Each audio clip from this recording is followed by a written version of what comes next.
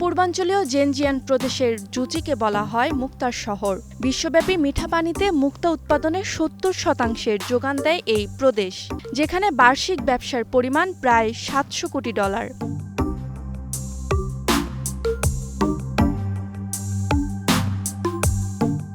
বর্তমানে এই অঞ্চলে মুক্তা চাষের পরিমাণ প্রায় ৬০০ মু।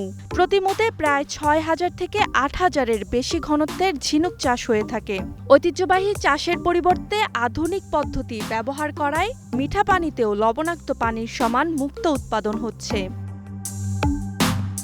মে থেকে জুনে শুরু হওয়া প্রজনন চক্রের ঝিনুকগুলো পরবর্তী ১ বছরেরও কম সময়ে মুক্তা উৎপাদনের জন্য প্রস্তুত হয়। এরপর প্রতিটি ঝিনুকের একপাশে প্রতিস্থাপন করা হয় ২০ থেকে ৩০টি নিউক্লিয়াস। এই প্রক্রিয়ায় একটি ঝিনুক থেকেই পাওয়া যায় ৫০ থেকে ৬০টি মুক্তা। জলপথে ঘেরা সাংশিয়াহু গ্রামের প্রায় প্রতিটি পরিবারই মুক্তা চাষে যুক্ত। এখানকার প্রাকৃতিক পরিবেশই তাদের ভরসা। অনলাইনে মুক্তা বিক্রি করতে গত বছর স্থাপন করা হয় ৯০টিরও বেশি লাইভ স্ট্রিমিং স্টুডিও। গ্রামের ৩০০টির বেশি পরিবার এসব লাইভ স্ট্রিমিং এ যুক্ত হয়ে মুক্তা বিক্রি করছেন। সব মিলিয়ে গেল বছর অনলাইনে বিক্রির পরিমাণ ছিল $৫৫,৬০,০০,০০০-এর বেশি। পিছিয়ে নেই তরুণরাও। বছরে জনপ্রতি আয় $৩.৫ লাখ।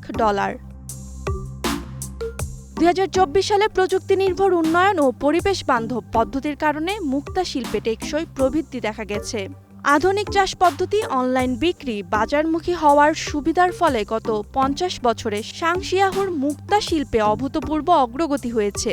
প্রাচীন চীনা সৌন্দর্য, শিশির জন্মভূমিতে উৎপাদিত এই মুক্তাগুলো এখন আন্তর্জাতিক গয়না বাজারের নতুন আকর্ষণ।